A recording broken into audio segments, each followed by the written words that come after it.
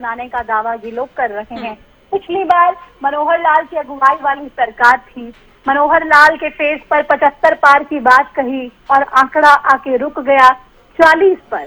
ऐसे में अभी ये अच्छे से पार्टी आला कमान जानता है कि अगर एक ही नेता के अकॉर्डिंग तमाम चीजें कर दी और उनकी तमाम बातों को मान लिया गया तो चुनाव में आप देखिए जो सच्चे दिल से कार्यकर्ता लगे हुए हैं उनको झटका लगेगा। 2019 में तो भले ही टिकटें जिस भी आधार पे बांटी गई हो, पार्टी ने समझा बुझाकर तमाम नेताओं को निर्दलीय चुनाव लड़ने से रोक लिया हो, लेकिन ज्योति इस बार के चुनाव में अच्छे से आप लोग जानते हैं कि वो स्थिति नहीं हो सकती थी। अगर बीजेपी उस कैंडिडेट को टिकट नहीं देती तो वो चुनाव में जरूर आता। जैसे राव नरवीर ने कहा कि मैं तो चुनाव लड़ूंगा तो बीजेपी से लड़ूंगा या फिर कांग्रेस से लड़ूंगा, क्योंकि दो ही पार्टियां हैं और इन दोनों ही पार्टियों में से किसी से भी मैं चुनाव लड़ूंगा, लेकिन निर्दलीय चुनाव नहीं लड़ूंगा। ऐसे में साफ तौर पे ये तस्वीर साफ थी ज्योति कि चुनाव लड़ने जा रहे हैं उम्मीदवार, इस बार छोड़ने वाला कोई नहीं है। पिछली बार भले ही शांत बैठ गए हो लेकिन अब नहीं छोड़ेंगे, अब चुनावी मैदान में जाएंगे ही जाएंगे। इसलिए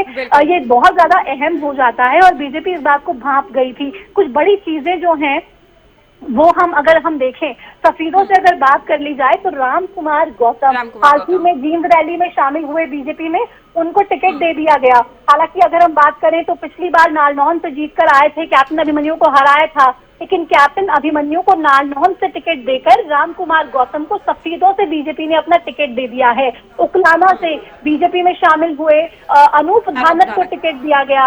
अब बीजेपी ने तमाम बहुत सारे मंत्रियों के टिकट भी काटे, चाहे उसमें रंजीत चौटाला हो, विशंबर वाल्मीकि हो, संजय सिंह हो, संदीप सिंह हो, 17 विधायकों और 8 मंत्रियों को फिर से टिकट दी गई है। ये बड़ी जानकारियां हम अपने दर्शकों के साथ साझा कर रहे हैं। 8 महिलाओं को उम्मीदवार बनाया गया, जैसे कि मैंने पहले भी बताया। लेकिन जो हिसार की अगर बात करें, हिसार से टिकट की दावेदारी नवीन जिंदल परिवार लगातार कर रहा था। ये कहा जा रहा था कि सावित्री जिंदल को यहाँ से टिकट दी जाएगी, लेकिन हमने देखा कि नवीन जिंदल किस तरीके से मिले भी, नायब सिंह सैनी से मिले दिल्ली में और मीटिंग्स भी की और तमाम तरीके की बात भी हुई, दावेदारी भी पेश की, लेकिन यहाँ से मौजूदा विधायक और मंत्री कमल गुप्ता को फिर से टिकट पार्टी ने दे दिया है। तो मतलब हिसार से भी जो नवीन जिंदल की दावेदारी थी उस पर ध्यान नहीं दिया गया। डिप्टी स्पीकर रणबीर गंगवा नलवा से बदलकर अब बरवाला से टिकट दे दिया गया रणबीर गंगवा को। कोसली के विधायक लक्ष्मण यादव, हालांकि ऑफिस में भी जब वो आए, जब इंटरव्यू हुआ हमने किया हरियाणा न्यूज पर, तब भी कहीं ना कहीं जब उनसे ऑफ द रिकॉर्ड चर्चा हुई तो ये कह रहे थे कि यहाँ से हालांकि इनको परेशानी थी, मनोहर लाल के करीबी अभिमन्यु चुनाव की तैयारी कर रहे थे, चले उससे तो बच गए कम से कम और उस परेशानी से बच गए, लेकिन ये भी इनकी टिकट पे भी बहुत सारे गहरे संकट थे जो कि हम जानते हैं और हम दिखा भी रहे थे। कोसली से टिकट काट के कम से कम रेवाड़ी से दे दिया गया है, तो कम से कम अब थोड़ा सा रिलीफ होगा, रिलैक्स होगा कि चलिए टिकट मिल तो गई, चाहे कोसली से नहीं मिली, रेवाड़ी से मिल गई, लेकिन टिकट मिल तो गई है। भाजपा में 3 दिन पहले जींद रैली में जो तमाम नेता शामिल हुए टिकट की कंफर्मेशन पे, टिकट के गारंटी पे ये बीजेपी में ज्वाइन हुए और बीजेपी में ज्वाइन होने के बाद तुरंत आप देखिए टिकट भी मिल गई। अम्बाला की मेयर शक्ति रानी जो लोग अभी आप जिस जींद रैली का जिक्र कर रही हैं, रातों रात जो बीजेपी में आए हैं उनको टिकट दिया गया क्या? जो लोग पहले से थे उनके मुकाबले जो बाहर से आए हैं उन्हें तरजीह दी गई है। साथ ही परिवारवाद की झलक भी देखने को मिल रही है। भव्य हालांकि पहले से विधायक थे, श्रुति चौधरी की हम बात करें, राव इंद्रजीत की बेटी की हम बात करें, तो परिवारवाद को लेकर लगातार कांग्रेस को निशाने पर लेने वाली बीजेपी इस बार 67 सीटों को ही हम देखते हैं तो बच नहीं पाई परिवारवाद से। बिल्कुल, आप देखिए नहीं बच पाई, लेकिन अभी परिवारवाद की झलक और बाकी है।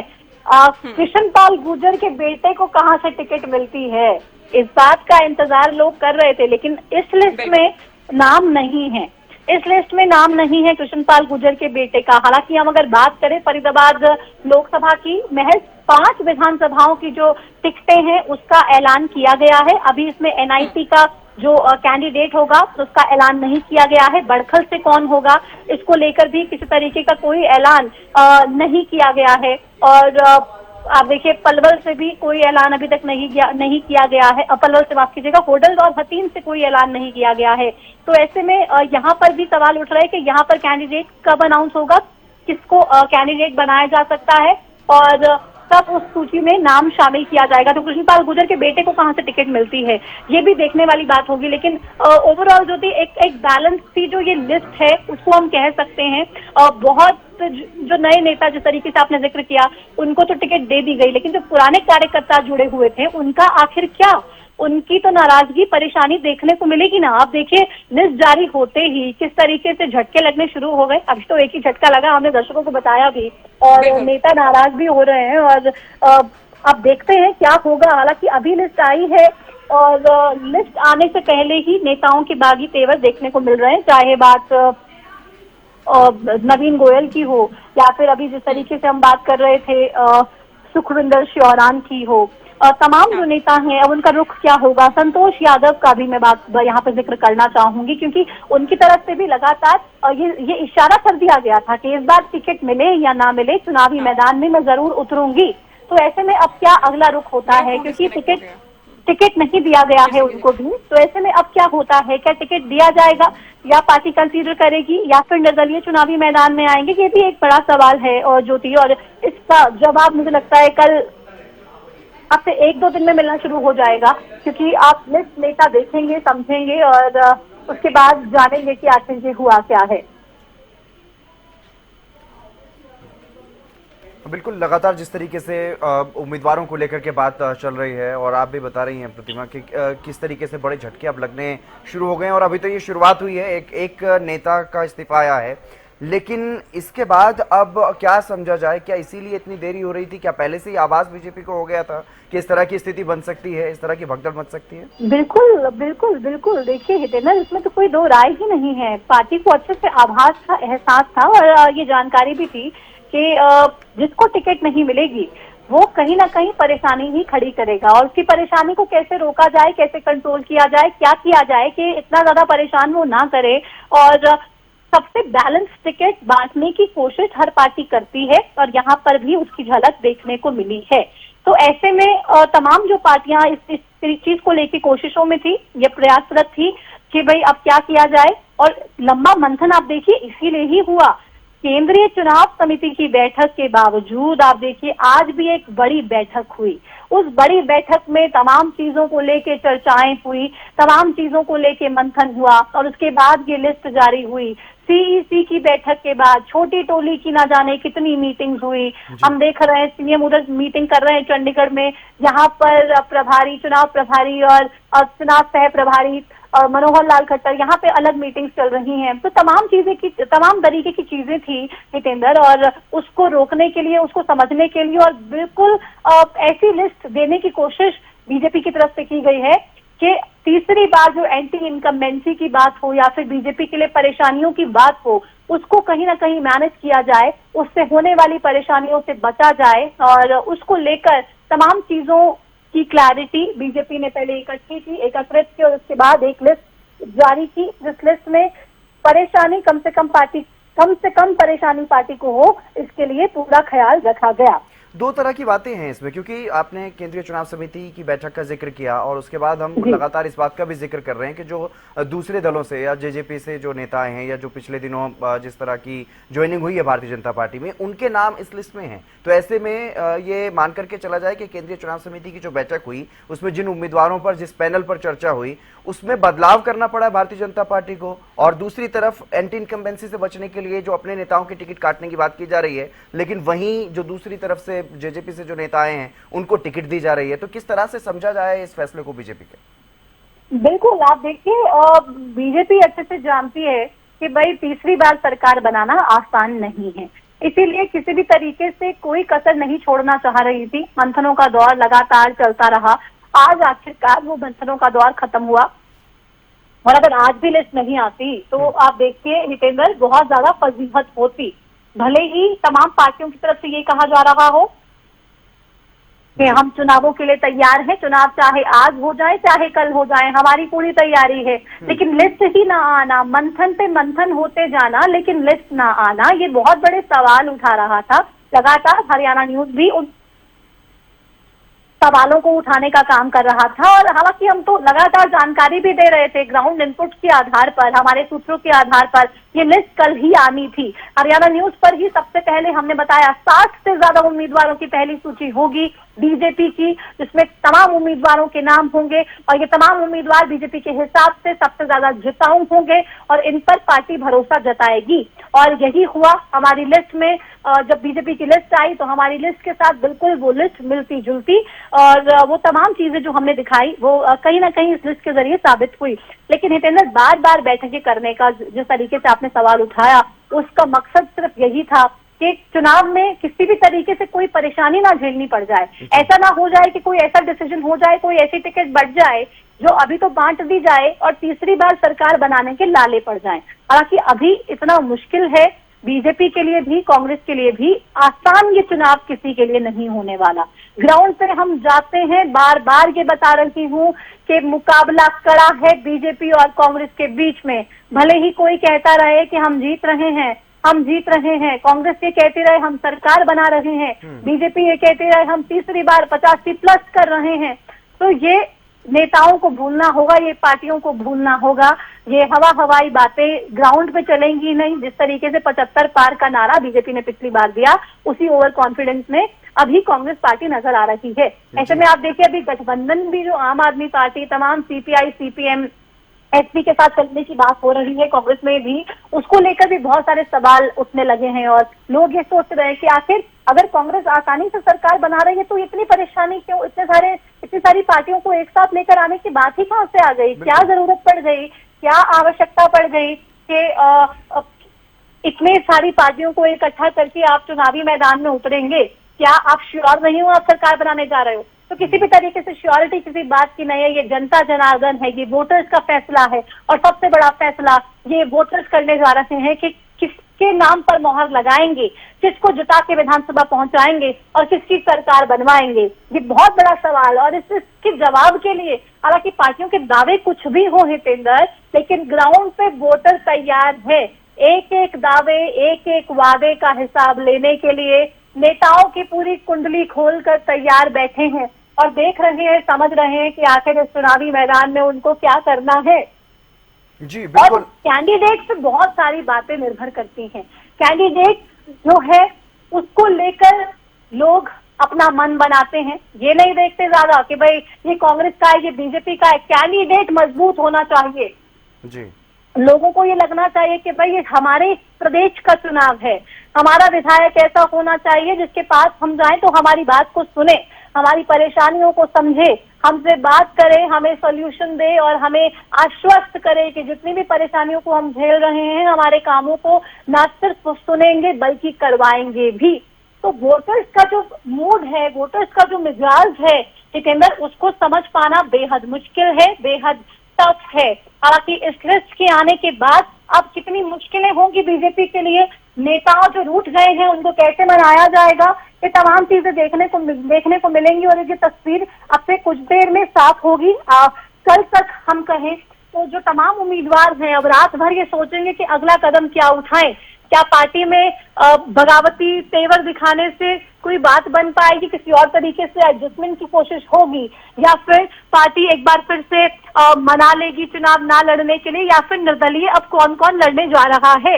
ये सबसे बड़ी बात है हितेंद्र। और इसके लिए अब देखना होगा कि क्या फैसला करने जा रहे हैं लोग। बिल्कुल बिल्कुल। जिस तरह की जो लिस्ट सामने आई है उसमें कई ऐसे महत्वपूर्ण चेहरे हैं जिनका नाम काटा गया है। चाहे हम बात करें संदीप सिंह की, तो हालांकि चर्चाएं थी कि उनसे किनारा करेगी पार्टी, लेकिन विशंबर वाल्मीकि, संजय सिंह और रणजीत चौटाला के जो नाम काटे गए हैं, जिसको लेकर के ये नेता कम से कम अपनी अपनी सीटों को लेकर के आश्वस्त नजर आ रहे थे, लेकिन इनकी जो टिकट काटी गई है उसके पीछे आपको क्या कुछ नजर आ रहा है, क्या समझ आ रहा है, क्या इनकी क्षेत्र में अब किस तरह की अब आगे की गतिविधियां रहेंगी? अब देखिए कल से नॉमिनेशन फाइल करना है। अब आगे देखना पड़ेगा कि क्या जानकारियां मिलती है, कौन कब नॉमिनेशन फाइल करता है, उसका बकायदा एक जो डिटेल है वो बीजेपी के तमाम उम्मीदवार जो है वो जरूर साझा करेंगे। लेकिन अब जश्न का माहौल है, तमाम नेता जश्न मनाएंगे। अपनी टिकट को जो मिल गई है इतनी जद्दोजहद के बाद, इतने इंतजार के बाद, उसको लेकर लड्डू बंटवाएंगे, ना सिर्फ खाएंगे बल्कि अपने समर्थकों को खिलाएंगे भी और जश्न मनाया जाएगा। तमाम जिन लोगों को टिकटें मिली हैं उनके कार्यकर्ता उनके घरों के बाहर, उनके दफ्तरों के बाहर ढोल नगाड़े बजाएंगे, नाच गाकर, पटाखे जलाकर इस खुशी को मनाएंगे। लेकिन असली खुशी जीत के बाद की खुशी ही होती है। लेकिन सबसे बड़ी जंग जो होती है हितेंद्र, चुनाव में टिकट मिलना, एक जंग तो है वो जीत ली है, अब टिकट मिलने के बाद असली लड़ाई शुरू होती है, असली महासंग्राम शुरू होता है। हरियाणा का महासंग्राम शुरू होगा और इस हरियाणा के महासंग्राम में आखिर क्या होने जा रहा है, किसको विजयी भव ये आशीर्वाद प्रदेश की जनता देने जा रही है, इसके लिए इंतजार 8 अक्टूबर का करना पड़ेगा। लेकिन बीजेपी ने अपने तमाम पहली सूची में 67 उम्मीदवारों की जो सूची जारी कर दी है, अपने योद्धाओं को मैदान में उतार दिया है और सबसे बड़ी लिस्ट सबसे पहले बीजेपी ने आखिरकार जारी करने का आज काम किया है। इसके बाद अभी कांग्रेस की लिस्ट आनी है।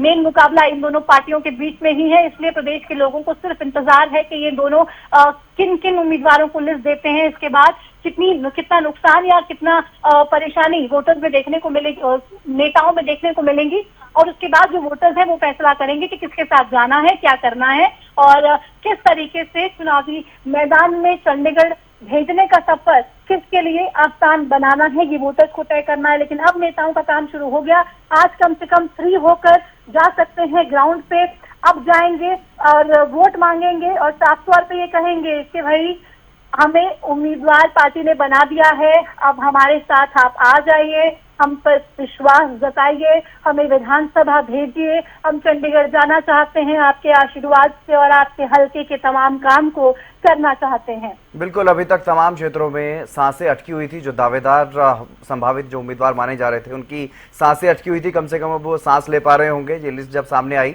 चाहे किसी की टिकट कटी चाहे किसी को मिली। सांसें अटकी हुई थी और अब कम से कम सांस में सांस तो आई होगी, सुकून तो मिला होगा, राहत की सांस ली होगी। लेकिन इस लिस्ट में परिवारवाद कितना हावी रहा। 5 उम्मीदवार ऐसे रहे इस लिस्ट में जिनको परिवारवाद के नाते बीजेपी ने टिकट दे दिया हो। बात भव्य बिश्नोई की हो, कुलदीप बिश्नोई के बेटे श्रुति चौधरी हाल ही में कांग्रेस से बीजेपी में आई, किरण चौधरी की बेटी आरती राव इंद्रजीत सिंह की बेटी मनमोहन बढ़ाना, करतार बढ़ाना के ये बेटे हैं, इनको भी पार्टी ने चुनावी मैदान में उतारा है। सुनील सांगवान, सत्ताल सांगवान के बेटे, इन्होंने भी हाल ही में बीजेपी ज्वाइन की और टिकट कंफर्म, हालांकि हम तभी से ही दिखा रहे थे कि इनको टिकट मिलने जा रही है। सुनील सांगवान को, सत्ताल सांगवान के बेटे को बीजेपी चुनावी मैदान में उतारने जा रही है। तो 5 नेता ऐसे जिनको परिवारवाद के नाम पर टिकट दे दी गई है, भले ही बीजेपी में कोई परिवारवाद नहीं है, ये लगातार बीजेपी की तरफ से कहा जाता रहा हो, लेकिन 5 नेता ऐसे, 5 उम्मीदवार ऐसे परिवारवाद के नाम पर जिन पे मोहर लगी, जिनको टिकट पार्टी ने दिया। पहली लिस्ट में आप देखिए दल बदलू जितने भी रहे, यहाँ से वहां जाने का जिन्होंने काम किया, लास्ट मिनट पे अपनी अपनी पार्टियों को छोड़कर बीजेपी में जिन्होंने ज्वाइन किया, उनकी जरूर लॉटरी लग गई है। देवेंद्र बबली की बात हो, जेजेपी के विधायक जीत कर आए थे टोहाना से, सुभाष बराला को हराकर 36 का आंकड़ा सुभाष बराला के साथ था। लोकसभा चुनावों में कांग्रेस पार्टी के कैंडिडेट का समर्थन किया, उसके बाद दर दर की ठोकरें खाई। कांग्रेस पार्टी के तमाम नेताओं के तमाम दफ्तरों में देवेंद्र बबली की तस्वीरें वायरल हुई और जब कांग्रेस पार्टी ने इनके लिए दरवाजे बंद कर दिए, इनका फीडबैक ग्राउंड में अच्छा नहीं था, ये कहकर कि किसानों में इनकी छवि अच्छी नहीं थी, ग्राउंड पे इनकी बिल्कुल पकड़ नहीं थी, दरवाजे बंद कर लिए, तो फिर बीजेपी में चले गए, बीजेपी ज्वाइन कर ली, पार्टी ने इनको टिकट दे दिया देवेंद्र बबली को।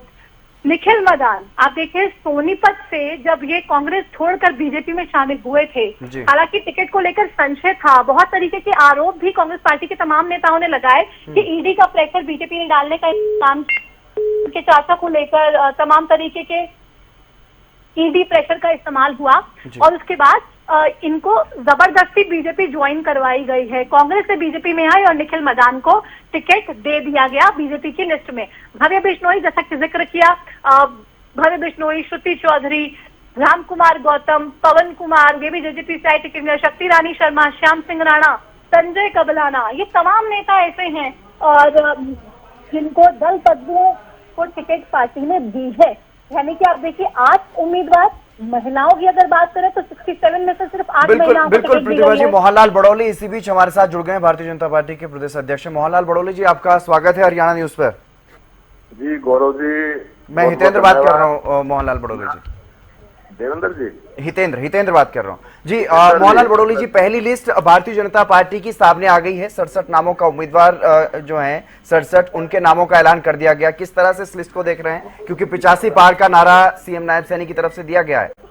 जी हितेंद्र जी, मैं आपके चैनल के माध्यम से अपने राष्ट्रीय अध्यक्ष जगत प्रकाश नड्डा जी, देश के लोकप्रिय प्रधानमंत्री नरेंद्र मोदी जी, देश के गृह मंत्री अमित शाह जी का और पूरी केंद्रीय चुनाव समिति के सभी सदस्यों का बहुत बहुत धन्यवाद करता हूं कि एक अच्छी सूची, बढ़िया सूची और 67 उम्मीदवारों की सूची जारी की है। इसके लिए बहुत बहुत आभार प्रकट करता हूं और सभी 67 उम्मीदवारों को जीत की बधाई, शुभकामना देता हूं कि इस विधानसभा चुनाव में हमारे देश का, प्रदेश का नेतृत्व करने का काम करेंगे। जी, हमारी एडिटर इन चीफ प्रतिमा दत्ता भी हमारे साथ लगातार बनी हुई हैं, वो भी आपसे सवाल पूछेंगे। प्रतिमा बड़ौली साहब नमस्कार, पहली लिस्ट आ गई है, बहुत इंतजार करवाया पहली लिस्ट के लिए आपने, आखिरकार पेज फंसा कहाँ हुआ था जिसके लिए इतना लंबा इंतजार प्रदेश के लोगों को करना पड़ा लिस्ट के लिए? पेज था तिथि का और 5 तारीख से नामांकन की प्रक्रिया शुरू होगी। उससे पहले हमने 67 उम्मीदवारों की लंबी सूची जारी की है और ये प्रक्रिया, उम्मीदवारों के चयन की प्रक्रिया बड़ी कठिन है और लंबी होती है। हमारे राष्ट्रीय नेतृत्व में सभी चीजों पर विचार करते हुए, सभी वर्गों का ध्यान रखते हुए, सभी का सम्मान करते हुए सभी को इस सूची में शामिल किया है, सभी को स्थान दिया है और सभी प्रकार की संभावनाओं पर काम करते हुए एक बहुत बढ़िया सूची जारी की है, जिससे इस विधानसभा चुनाव में भारतीय जनता पार्टी बड़े मैंडेट के साथ जीत हासिल करेगी और हरियाणा प्रदेश के तीसरी बार मुख्यमंत्री के रूप में नमसिंह सैनी जी हमारे मुख्यमंत्री की शपथ लेंगे। बड़ौली साहब, हालांकि सबसे पहले आपने बता दिया था कि सीएम नायब सिंह सैनी लाडवा से चुनावी ताल ठोकेंगे और लिस्ट जब आई है तो बड़ा सबसे पहले नाम नायब सिंह सैनी का ही लिखा हुआ है। आगे के कार्यक्रम किस तरीके से रहने वाले हैं? कल से नॉमिनेशन शुरू है, तो क्या प्लान है? कौन से नेता आपके कल नॉमिनेशन फाइल करने जा रहे हैं? इसको लेकर क्या कोई प्लानिंग हुई है अभी तक? जो भी अभी तुरंत सभी से बात करके और नामांकन प्रक्रिया कल से शुरू होगी। हो सकता है कोई न कोई उम्मीदवार कल भी नामांकन करे। अभी सूची जैसे ही बनेगी हम आपको अवगत करवाएंगे। बड़ौली साहब, नेताओं जो दूसरी पार्टी से बीजेपी में आए, करीब 9 ऐसे नेता जिनको टिकट बीजेपी ने झटपट दे दिया, उसको लेकर क्या क्राइटेरिया रहा कि तमाम दूसरे नेताओं को, दूसरी पार्टियों से आए हुए नेताओं को टिकट पार्टी ने देने का काम किया? क्या विनेबिलिटी उसका सबसे बड़ा आधार रहा? संभावनाओं पर बात करते हुए, चर्चा करते हुए और जीत को आधार मानते हुए भारतीय जनता पार्टी के राष्ट्रीय नेतृत्व ने फैसला लिया है और सभी एक से एक बढ़िया उम्मीदवार देने का प्रक्रिया को पूरा किया है। मैं अपने राष्ट्रीय नेतृत्व का बहुत बहुत धन्यवाद करता हूँ। बड़ौली साहब, भले ही धन्यवाद करें राष्ट्रीय नेतृत्व का, लेकिन लिस्ट आते ही बहुत से ऐसे नेता हैं जो निर्दलीय चुनाव लड़ने के लिए तैयारी कर बैठे हैं। उनको संभालने के लिए, समझाने के लिए क्या कोई प्लान बीजेपी ने अभी तक बनाया है? क्या वो परेशानियां खड़ी करेंगे? उसको लेकर आपकी तैयारी पूरी है?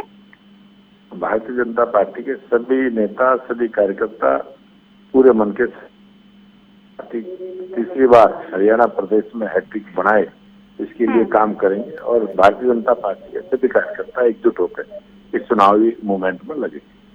बाकी बचे हुए उम्मीदवारों की लिस्ट कब तक जारी होने की उम्मीद है बड़ौली साहब? जल्दी हमारे केंद्रीय चुनाव समिति इसका निर्णय करेगी और बहुत जल्दी आपको बचे हुए नामों की भी सूची जारी होगी। कांग्रेस ने हालांकि अभी तक लिस्ट जारी नहीं की, वो गठबंधन की संभावनाओं को तलाश रहे हैं। क्या लगता है सरकार बनाने का दावा करने वाली कांग्रेस उम्मीदवार अब तक क्यों नहीं उतार पा रही है, या गठबंधन के लिए क्यों अभी तक अपॉर्चुनिटीज तलाश रही है? कांग्रेस को हरियाणा प्रदेश की जनता ने नकार दिया है। कांग्रेस आज कमजोरी में है और वो अनेक इस प्रकार के रास्ते ढूंढ रही है, लेकिन हरियाणा प्रदेश की जनता मन बना बैठी है कि आने वाली सरकार भारतीय जनता पार्टी की बनेगी। इसके लिए आश्वस्त है। आपने 67 सीटों के उम्मीदवार उतार दिए हैं। बड़ौली साहब, क्या लगता है इसमें से कितने लोग ऐसे हैं जो जीत के चंडीगढ़ पहुंचने का काम करेंगे? जो लिस्ट हमने जारी की है, स्पष्ट बहुमत की सरकार इन्हीं इसी लिस्ट में से बनेंगे और जो बाकी बचे हुए हैं वो एक्स्ट्रा होंगे और बहुत बड़े मैंडेट के साथ भारतीय जनता पार्टी की सरकार हरियाणा प्रदेश में बनेगी। नारी शक्ति वंदन अधिनियम आप लोग लेकर आए, इस लिस्ट में 67 में से महज 8 उम्मीदवार जो हैं वो महिला हैं। अगली लिस्ट में क्या महिलाओं को और तरजीह देने की कोशिश करेगी क्या पार्टी? जरूर जरूर जरूर, महिलाओं को पूरा सम्मान हमारी पार्टी ने दिया है और इस सूची में भी दिया है और आगे आने वाली सूची में महिलाओं को पूरा स्थान मिलेगा। मोहनलाल जी निर्दलीय, रणजीत सिंह चौटाला मंत्री रहे, टिकट नहीं दिया पार्टी ने। पृथला से नैनपाल रावत, समर्थन लगातार सरकार को दिए रहे, टिकट के लिए आश्वस्त थे, टिकट आप लोगों ने काट दी।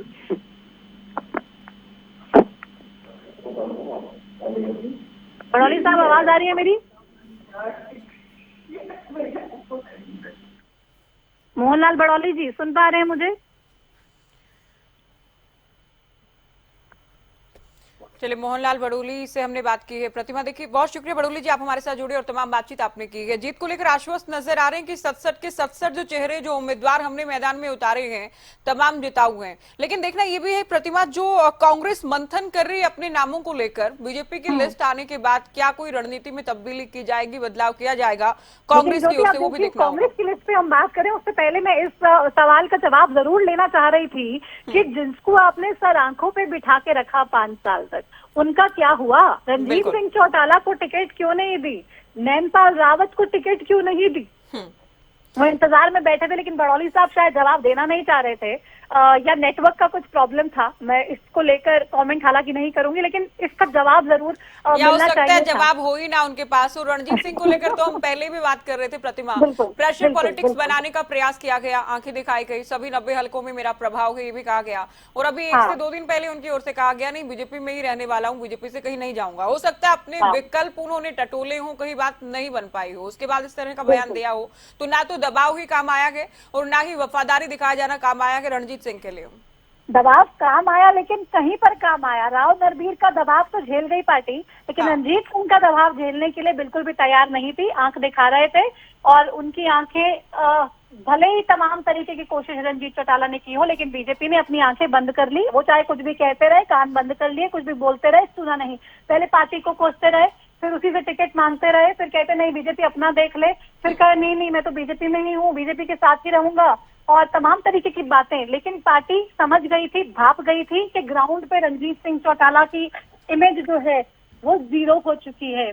उसमें लोग परेशान हैं, लोग नाराज हैं, और रणजीत सिंह चौटाला को भले ही बीजेपी टिकट दे दे, बीजेपी को नुकसान के अलावा वहां से कुछ और देखने को मिलेगा नहीं, मायूसी के अलावा कुछ और देखने को मिलेगा नहीं। और मुझे ऐसा लगता है प्रतिमा, आप बने रही हमारे साथ। बीजेपी उम्मीदवार कमल गुप्ता हमारे साथ जुड़ गए। स्वागत है आपका हरियाणा न्यूज पर। टिकट आपको दिया गया कि हालांकि अलग अलग तरह की अटकलें चल रही थी, किस तरह से तैयारी है और कितने आश्वस्त हैं आप जीत को लेकर? कमल गुप्ता जी, चलिए संपर्क इनसे नहीं हो पाया। क्या प्रतिमा, जब हम अलग अलग नामों की बात करते हैं तो कमल गुप्ता भी वो एक ऐसा नाम था कि जिस पर अलग अलग तरह की ये चर्चाएं थी कि हो सकता कि इस बार इनको मौका ना मिले। पहले भी आप जिक्र कर रही थी कि नवीन जिंदल की मां सावित्री जिंदल की बात करें या शीलू जिंदल जो कि उनकी धर्म पत्नी है, उसके लिए लॉबिंग भी की गई नवीन जिंदल की ओर से, दिल्ली भी अहम मुलाकातें उनकी ओर से की गई, लेकिन कमल गुप्ता पर ही भरोसा जताया कि भारतीय जनता पार्टी हाईकमान ने एक बार फिर से।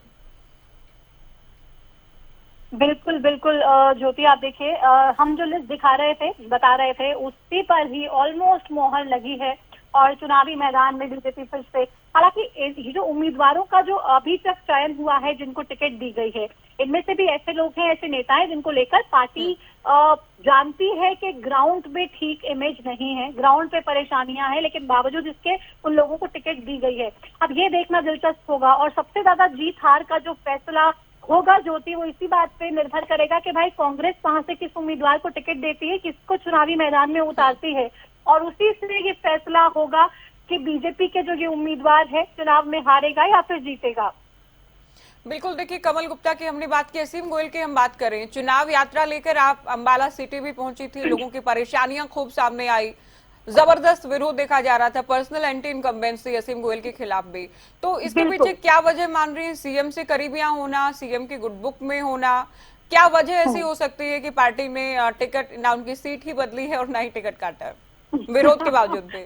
बिल्कुल बिल्कुल ज्योति, आप देखिए हम लगातार बता रहे थे कि अंबाला सिटी को लेकर पेच फंसा हुआ है। अंबाला सिटी में क्या होगा, इसको लेकर बीजेपी क्या फैसला करेगी, क्योंकि विनोद शर्मा से सेटिंग वहां पर बीजेपी कर रही है। या तो विनोद शर्मा की पार्टी को एक सीट वहां से दी जाएगी, क्योंकि हम जानते हैं कार्तिकेय शर्मा को, जो विनोद शर्मा के बेटे हैं, शक्ति रानी शर्मा के बेटे हैं, उनको राज्यसभा भेजने का जो पूरा काम है वो बीजेपी ने किया। और अब जब उस एहसान को उतारने की बात थी, अब उस एहसान के बदले में अब ये कार्तिकेय शर्मा भी ये सोच रहे थे। और अंबाला में जाहिर सी बात है प्रभाव विनोद शर्मा